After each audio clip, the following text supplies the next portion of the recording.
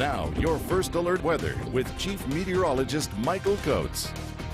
We've got some passing showers here coming across the Magic Valley, getting into central Idaho, and also a few of these scattered showers pushing further into the lower Snake River Plain. A few passing thunder showers for tonight, and we're going to see more thunder showers tomorrow, and the wind will really start to pick up here for Saturday thanks to approaching cold front. Now we have the cold front coming out of the northwest. Here's the moisture over the Great Basin and over the northwest, and this is the area of low pressure which is driving our change up in the weather pattern, and the jet stream is going to drop a little bit. That cold front's going to come through for tomorrow, and it's going to take us from the mid to upper 80s for highs we were seeing today down to the 60s and 70s for Saturday, Sunday, and Labor Day.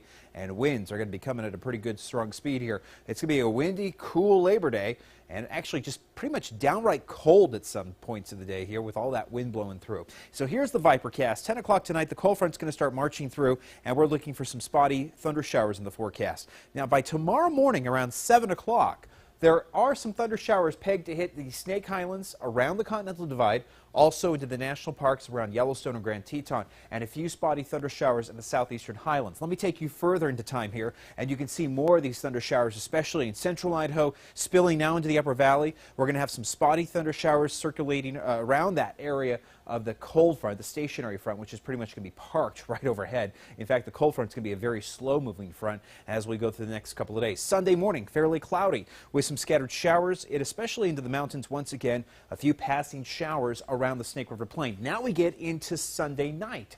We're starting to see a drier pattern take hold. A little surface high is going to nudge some of this moisture further into Montana, but you can still see some pockets of thunderstorms for Sunday afternoon. Now we're getting into Monday. That surface high settles right overhead.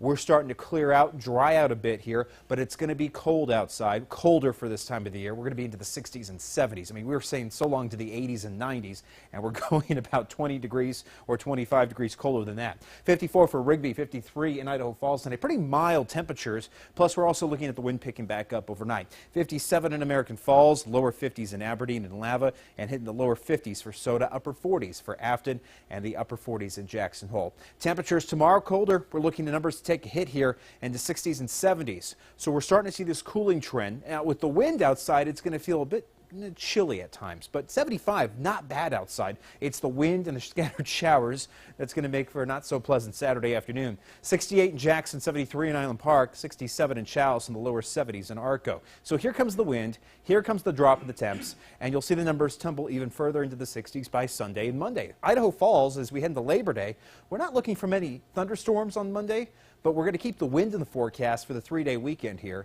Temperatures are getting into the upper 60s at best for the afternoon high on Monday, which means much of Monday will be into the 50s and lower 60s throughout the morning and midday hours. So it's going to be a bit of a cool start here for our Labor Day. Then we start to recover our temperatures. We're pushing back closer to 80 by Wednesday.